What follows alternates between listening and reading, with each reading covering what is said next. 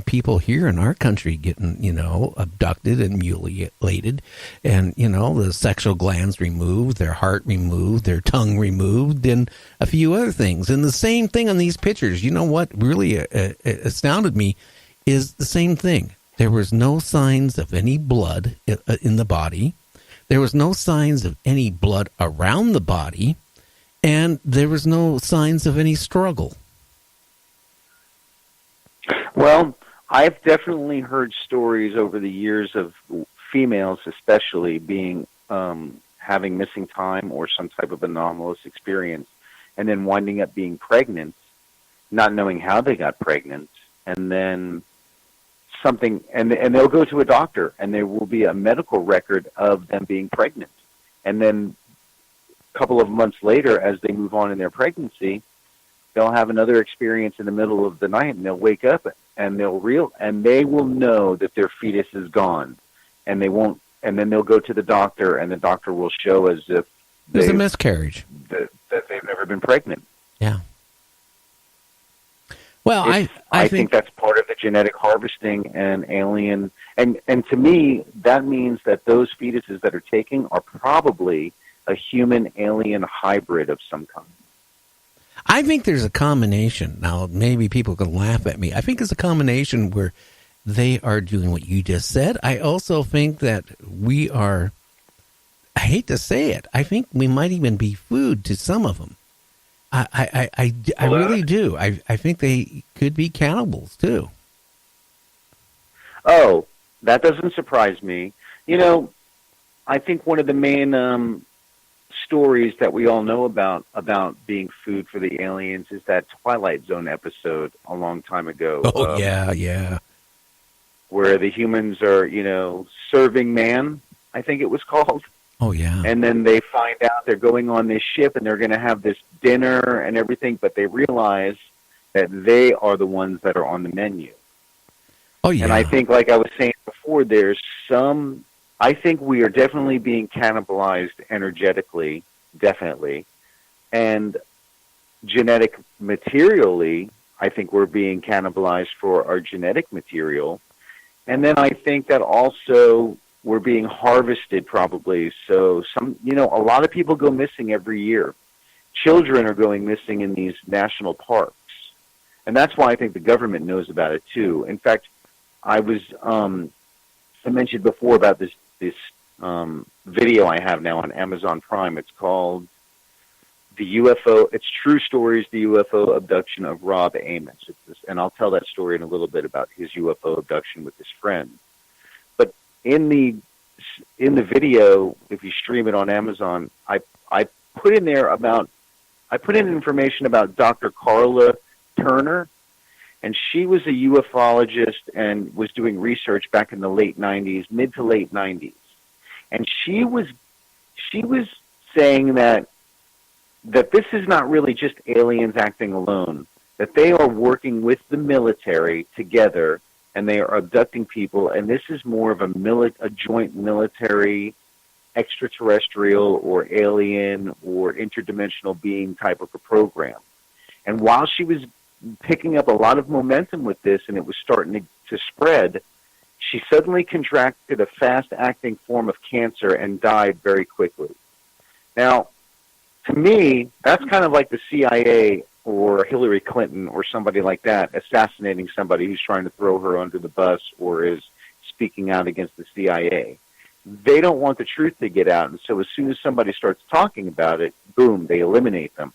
And so, in my mind, just because they eliminated her, that to me means that she was getting very close to what the real truth is, that this is a joint alien government military worldwide program that's got probably very many facets to it, different levels of what they're doing, because the government and the military, they don't have a program.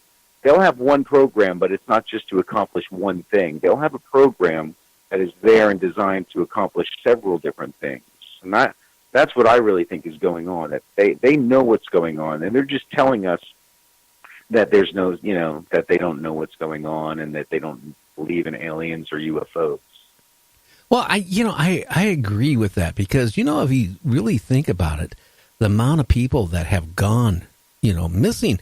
But you know what, really, going back to the mid-90s, there was a lot of scientists, that were working on black ops projects. And all of a sudden, they just started, like, one of them died in a car crash. One of them had a major heart attack. One of them, something else, got hit by a whatever, And a lot of them, over a short period of time, they died. It's like something, and that's the odds of that happening is very, almost impossible. And it was a whole... Oh, I know. Sometimes I feel like I'm risking my life just by doing these interviews because I'm a total truth seeker and I'm working on... I mean, tonight we're talking about UFOs, but the last few times I've been on here, I'm talking about the solution on how all living souls can free themselves from the jurisdiction of the state, and so that we could be free, and so that the taxpayer, citizens, residents... Okay, now your phone is... When I think, and I don't care about putting myself anymore. Your phone is breaking up. Yeah, you're totally breaking up. Oh, I'm sorry. Maybe I was talking too fast. No, it was garbled. It was just coming, yeah. Well, talk a little bit more. We'll see if it's, or maybe you're moving around or something. Is this better? No, it's not better. It's not as good as it was a minute ago, I'll tell you that. I moved closer to the Wi-Fi box because I'm on my Wi-Fi phone, and I haven't moved. I don't want to ruin this. How's that? Is that the same or? No, that's pretty good now. But that's the whole problem. I was kind of worried because what I do is almost every night, I talk about subjects that, some people might take wrong. But you know what? I feel that I want the word to get out. Be it if it's UFOs or aliens or even if it's about monsters, whatever, I think it's important if somebody has a topic they want to share to others, they should be able to do it and not feel like something bad can happen. But you know what? You got to really watch what you say, like me and you have talked in the past, because if you say the wrong word, you all of a sudden are on a shit list with the government. Yeah, and that's one of the things I want to do with the words that come out of my mouth is I want to empower other people to talk about, like you are talking about it, the taboo subjects that we've been told for so long that you're not supposed to talk about, but we are supposed to talk about. It's almost like they've just said, no, we don't want you to talk about this. This is taboo. We don't want you guys discussing this because, why? They don't want us to start stumbling on questions and truths and an alternate way to look at things. Like, for instance, before when I said, hey, I'm growing marijuana because I can, because I'm a living soul and I don't fall into the jurisdiction of the state because I'm a living soul. Well, I'm saying that because I want your audience to realize that they are living souls also and to not be fearful. And I want to be one of the voices of fearlessness so that people will start understanding that there's nothing to be afraid of and that they are living souls and that they should realize that they're only under the jurisdiction of the state if they say that they're under the jurisdiction of the state. Like that story I told you the other day, about what happened. I told them, look, I don't need or have to have a license. I'm a living soul. I'm not a driver. I'm not driving. I'm not an operator. I'm not operating a vehicle for pay. I'm a living soul. Go away. I don't fall into your jurisdiction. I can do whatever I want. And if you want my name that belongs to me, then you're going to have to pay me for it, period. And what could you do? Nothing but walk away. And if everyone can start feeling that empowerment, we can change our relationship with these powers that be that think that they have control over us. But that's the problem, Ronald. People don't want to. They're scared. They because let's face it. Look, you ended up in jail. I mean, and you didn't have a good outcome in that case. I mean, you froze your butt off, and the thing is, it's the same thing. I want to pretty much stay with UFOs here tonight, but the whole thing is, even with UFOs, I mean, there's a lot of people out there that talk about UFOs, but some of these people, are debunkers. That's what they are being paid for. So, I mean, if people start trying to talk the truth, they come back and try debunking it no matter what you say. But Yeah. put it this way, logically, how many people out there, honestly, put your hands up right now. Think we're the only species in this whole whatever it's out there, okay, till we hit the brick wall. I mean, come on. I didn't put my hand up. I don't think we are. We're not alone. Yeah, you're right, and we're not. So again, it gets back to, like UFOs. What are they here for? Well, they could be here for so many different reasons. Maybe we are Martians. Maybe we are from whatever planet. Maybe we are a bunch of species that they, developed in a lab and set free on this planet so many years ago just to watch us and see what we do and how we, our intelligent level is and how our physical abilities are. I mean, and that's why maybe they abduct certain people and implant them, or they go through and harvest parts off of them where they can study the parts. I don't know. Maybe a penis on some weird planet might be a health food. I don't know. Oh, sometimes I think it's a health food here. But none of the girls at the bars believe it when I say that. Yeah, well, you got to find mine first. But, I'm going to go with that line tonight. I'm in Fort Myers. When we're done here, I'm walking down to the Lanny Kai on the beach there at Fort Myers, and I'm going to use that line. Hey, by the way, did you know penis is a health food? Yeah. And see if I get smacked. You probably will, I hate to say it, unless you run across that wrong type of female. Anyway, aliens and stuff. I mean, that's what scares me about is so many reports of UFOs. And, I remember this one person who's going to be back on my show here, I think next week. He wrote a book about Aurora, Texas, where a UFO crashed into a water tower.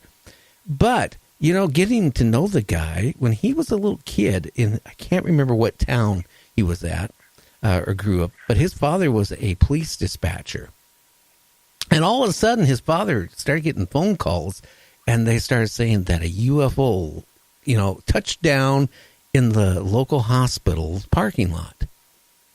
Well, the time people got there, it wasn't there, but there was like a round kind of circle that melted into the asphalt and was still smoking.